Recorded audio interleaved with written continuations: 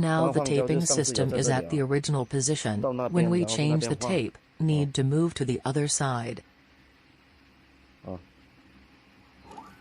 它就走过去了，就去那边放。 This one pull down, here is a spring, it can be operated with one hand, pinch the sides, pull down, and then rotate outwards. And then put the new double-side tape. 我们从这边，我一只手没那么方便，要拍视频，从这边转，转完这只手就要拿住，本来在下面就可以拿了， Return to position. 从这里拉一下，转过来。 Remove the excess tape. Roll the extra tape back and move it back to the original position. If want to know the new tape is put well or not, we can test it by pressing inching. It will taping and return.